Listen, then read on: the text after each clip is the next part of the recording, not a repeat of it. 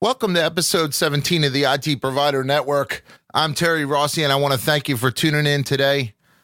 It's been a little while since our last episode, almost 2 weeks. I apologize for that, but I had a hellacious week the week after Labor Day. I hate to even complain because the folks down in Florida and Texas, they obviously had it handed to them with Hurricane Harvey and Irma. But back in New Jersey, I had a hard week too. I walked in Tuesday morning after having a great Labor Day weekend, really enjoying myself. And I had not one, but two key employees give me their notice. One of them was a longtime sales guy. He's been with me since we started the iTech side of the company. He's an outbound telemarketer. He makes 80 dials a day, and he's 76 and a half years old. So Jim retired, gave me his notice. He said he's going to retire.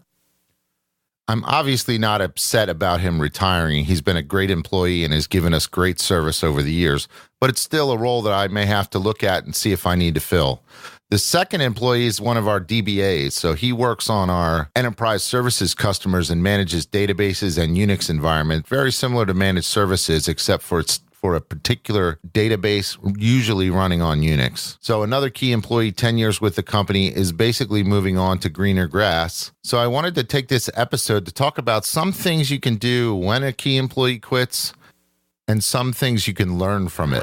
Welcome to the IT Provider Network. Are you a managed service entrepreneur wanting to take your business to the next level? Do you excel in IT but feel your business management could be better?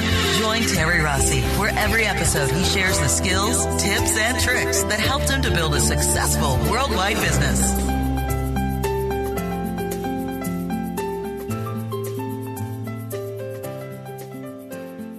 So now what?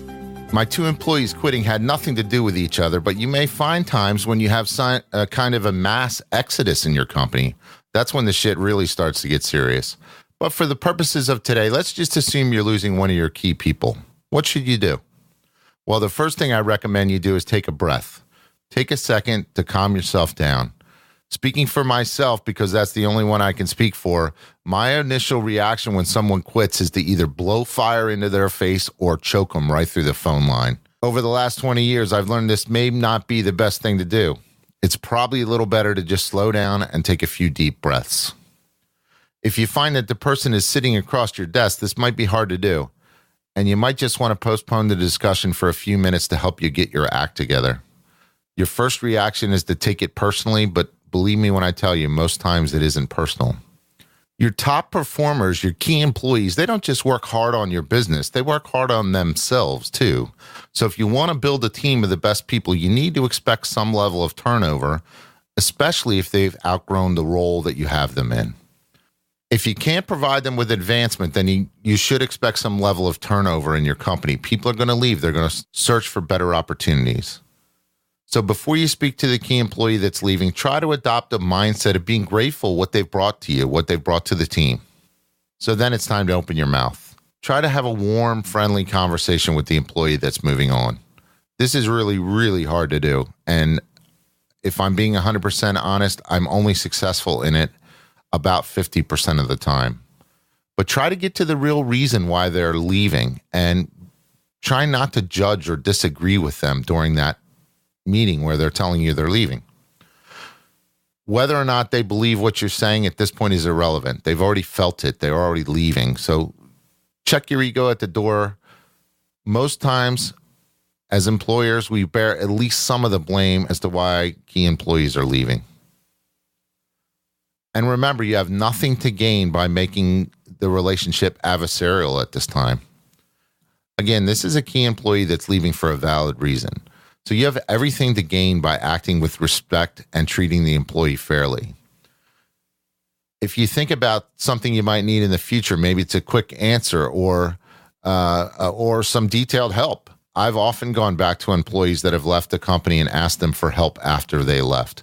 And as long as we didn't damage the relationship on the way out, they're more than happy to help you. Also need to be thinking about the age we live in, right? With places like Glassdoor and anonymous reviews, employees can write whatever they want about your company. So you want to really be careful to treat employees that are leaving with respect and dignity. The last thing you want to think about is you might hire them back. I've hired back quite a few employees over the years. They've moved on, realized maybe the grass isn't greener, and they've come back to work for us.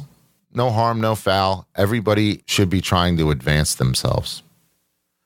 So in that meeting where the employee is leaving you, you want to actually decide what you want. What do you want? Are you trying to keep this person? Are you going to let him go? There may be times when you really want to fight for a key employee. And you'll have to make the decision about it right there, right then. Some employers, usually when they're desperate, they'll try to make a counteroffer to the employee. Unless they're truly a key employee, I suggest you rethink this. Making a counteroffer at this stage is often like when a couple's decided to have a divorce. If they decide later to reconcile, the damage has already been done. There's a lot of healing that needs to occur. And sometimes you can do this, especially in a marriage. But most times in a business, it's just really not worth it. So think about that before you throw out an offer of cash. The other thing is, most times cash is not really the problem. It's usually something else. So when the employee gives you their notice, it's important that you set your expectations. Make sure you review any employment agreements and set your expectations for the next few weeks. Usually it's a two-week notice they give you before they leave. Make sure you set some expectations for that. If you have references in your employee agreement about, stealing customers, stealing employees, or stealing intellectual property, make sure you remind in a really tactful way, remind the employee that these exist and they're non-negotiable. You also need to deal with the issue of a non-compete. Now, most of us have non-competes in our employee agreements, but I'll be honest with you, I don't always enforce them. Most of the time when a good employee is leaving, it's either because you can't or you won't give them what they need. So why would you hold them back with a non-compete? It really does nothing but damage their life. And why would you want to do that if they're not doing anything to hurt you or harm you? Now, that's not to say I haven't used a non-compete before. I've enforced it when employees have left and tried to steal my customers, or left and tried to steal my employees, or have been less than honest. I will put the non-compete clause on them. But make sure you understand what you're doing and the effect that you're going to have on not only their life, but your life. It's going to bring a level of aggravation on you that you probably would be better served doing something else. The next important thing is to make sure your company knows about this person leaving. So I've seen this in the past too, where the rumor mill starts and everybody is talking about why so-and-so is leaving. Be honest with your team about why the person's leaving and try to turn it into a positive thing. Use their departure as a way to solicit help from your guys. Pull them together, get through the tough times. Have them help you build a plan and have them help you get through this tough time by rallying together and pitching in to get the work done that this employee might do. Almost always they want to help. They want to be part of the solution. So use them and include them. During that 2 weeks that the employee is leaving, don't forget to take advantage of those 2 weeks. I've seen this happen time and time again. Get your ass in gear. Those 2 weeks are going to fly by, and life will always get in the way. I mean, you'll always have other things you'd rather be doing, but you only have 2 weeks, and they're going to happen whether you do anything or not. You need to move quickly and smartly. You need to take advantage of the remaining time you have with this key employee. One of the key things you need to do during that period is a knowledge transfer. Regardless of how well you document your processes and procedures, that key employee will always have some information in their head, some relationships that exist that aren't documented. You need to start having someone shadow that person right away. I mean, right away, the day the employee gives notice. I like to do this with some kind of screen sharing tool. So usually we do it with GoToMeeting and we record those sessions, because as much as the person shadowing him is trying to pay attention and bring it all in, it's still going to be all new to them. And they're going to have, brain overload after a certain amount of hours. If it's recorded, 9 times out of 10, you won't have to go back to it. But if you do, you have it. Now, that works really good if the employee is a technical employee. If they're a sales employee, then you need to really start getting out and getting in front of your customers, especially if you're not involved in the sales process. You yourself, as the business owner, don't really have a great relationship with your client base. You better start getting one. And this goes with or without you losing a key employee. You need to start calling on your customers, visiting them, and ensuring there's a smooth handoff when you're losing a salesperson. So, and I encourage you in sales situations to go out and meet the clients yourself, regardless of what role will eventually take over the position that you've lost. So let's say you have a salesman and they report to a sales manager. Take it upon yourself when that salesman's leaving to go out either with the sales manager or with just the salesperson that's leaving and meet your clients. Give them that warm and fuzzy that they need to know that you're involved and that everything's going to be okay when the employee's gone. The 2-week period is also a great time to review and update any documentation involved in the work that the key employee does. Make sure it's all valid and accurate. It's one thing to have documentation. It's another thing to have documentation that's actually accurate. I've seen many cases of old documentation lying around that doesn't accurately reflect the environment that exists today. So have the person that's shadowing him go through the documentation line by line. Make sure that you understand the work that this person was doing so that you can do it when they're gone. If their work involves passwords, make sure you get the passwords. If the work involves contact details of vendors or clients, make sure you get those contact details. Remember, most key employees have been with you a while, and they're going to form relationships that are not necessarily on the books, so to speak. They're not in the documentation. They're not documented anywhere. Make sure you try to find out what those relationships are before the employee leaves. The next thing you want to do is make a hiring plan. And I don't want to sound like a broken record, but again, the time to act is right now. The longer you wait to put a job posting up, the longer it's going to take to get a qualified applicant in the door. Before you post the job posting, though, and I'm going to share with you some resources you can use to get a great job posting, you really need to decide whether you really want to hire this person. Do you want to hire a replacement for the role that just left? Maybe the role has shifted. Maybe the role has changed. Maybe the world has changed. A good example is my telemarketing rep. We used to be very, very successful in getting people to have initial meetings with us based on a telemarketing call. Those days are getting harder and harder. People don't even answer their phones anymore. I don't know about you, but I never answer my phone. I keep my ringer on silent on my cell phone, and my desk phone, it goes to voicemail 99.9% of the time. So do I want to replace that person, or do I want to take his or her salary and put it into something different, some content marketing or email marketing or buying a list or something? Something you need to think about is whether you want to replace that person and whether the role will be the same as the outgoing role. In the case of my DBA, I have other resources on the team that can help fill in the work that that person did. So at least for the short term, let's say the end of this year, another 3 or 4 months, I probably won't replace that person.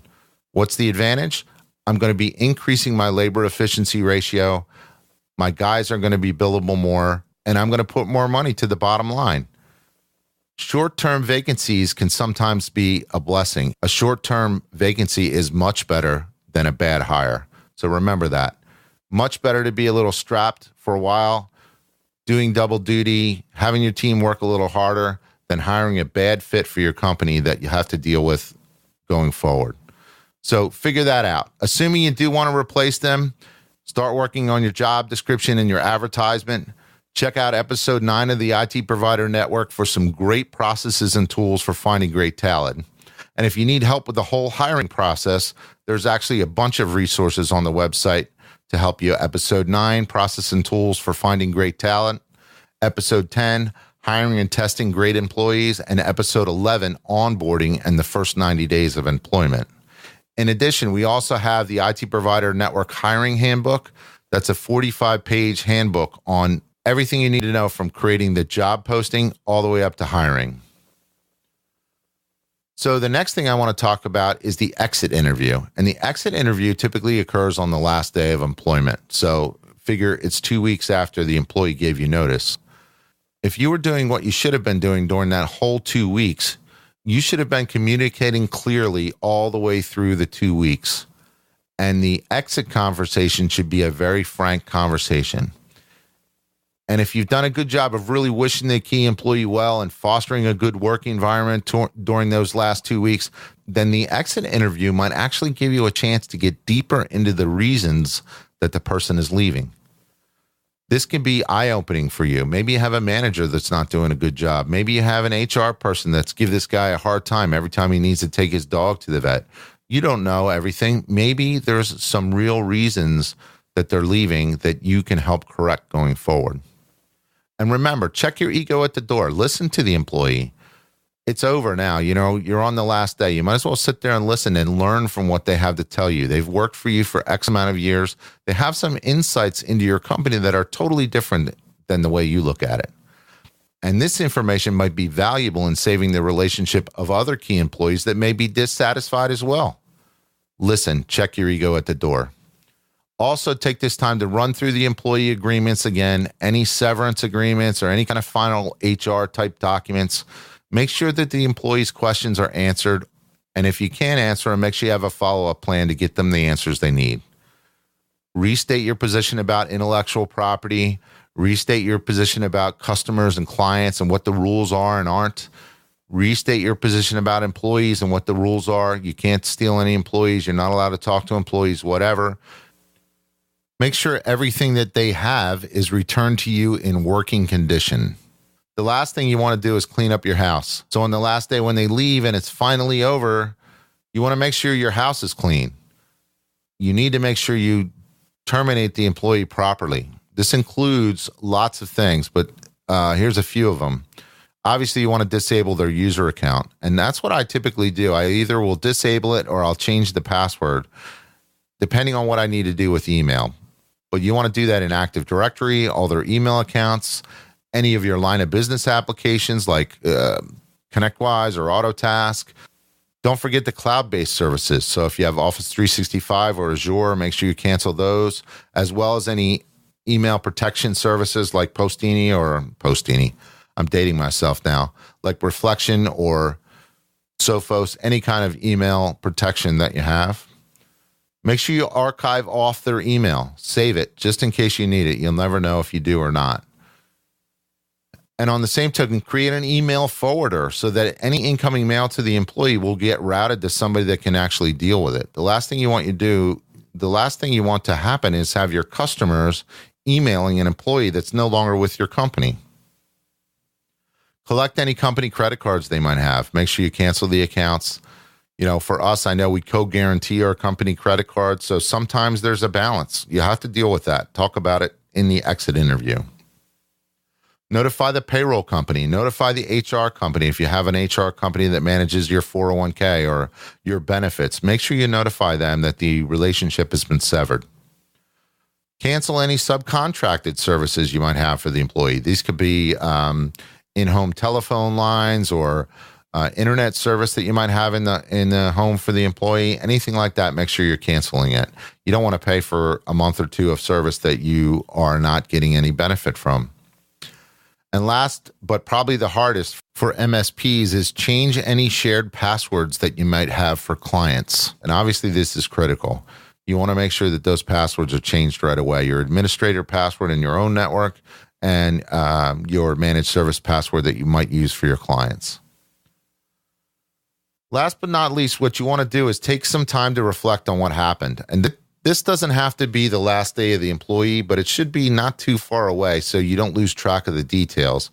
But take some time to reflect on what, if anything, you could have done to prevent the employee from moving on. Sometimes there's nothing. Sometimes it's just the right time for the relationship to end. But more often than not, there's plenty that you could have done.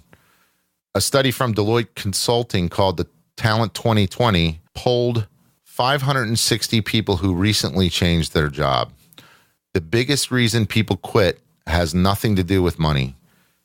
It has to do with the opportunity to develop and use their skills and ability.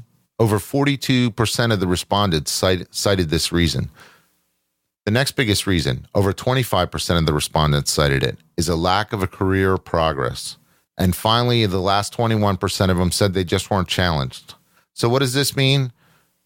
A lot of fancy words for one thing. People are bored. They're bored with their work. They're bored with the role that you've given them. We need to work to keep people engaged in their work, to keep them at your facility, because obviously it's easier to keep them than go find a new one. So those are kind of my thoughts on what you should do when you lose a great key employee. And you're going to lose them. I mean, it stinks. Nobody likes it. I don't like it. I had a rough couple of weeks trying to get my act together and get my house in order after losing 2 employees that have been with me almost 20 years combined. But it's going to happen. So be prepared for it. The other thing you can do is try to prevent it from happening. And to that effect, I put together a little infographic/document that you can download from the website at the itprovidernetwork.com/key. It's 8 things you can do and you should do on an ongoing basis to keep your employees engaged and into their work. Print it out, hang it up in your office. If nothing else, it'll show your employees a visual sign that you're actually thinking about ways to keep them engaged and happy in the workplace.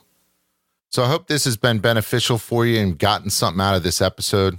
I appreciate all the feedback I'm getting, and I thank you so much for tuning in.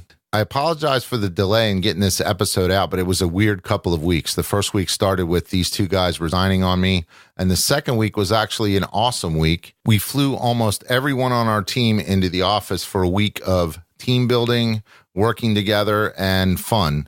We had a great time. We had nice lunches every day, combining the managed services and the enterprise software teams together. We had a few nice dinners out. We did a couple team building exercises that escaped the room. And we got our photographs taken. So we got headshots done for almost 30 people and then some big group shots. So I'm looking forward to seeing how they're going to turn out. And I think everybody on the team had a really good week. It was a good way for us to bond. And that's one of the things you should remember.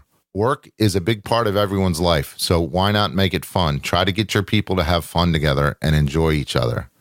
Anyway, that's it for episode 17 of the IT Provider Network. I hope you all have a great week. And remember, we are IT. Thank you for joining us, and we hope you've been inspired. Check us out on social media via @ITProviderNet and visit us at www.itprovidernetwork.com for past episodes, show notes, videos, and more. And we hope you'll join Terry next time on the IT Provider Network.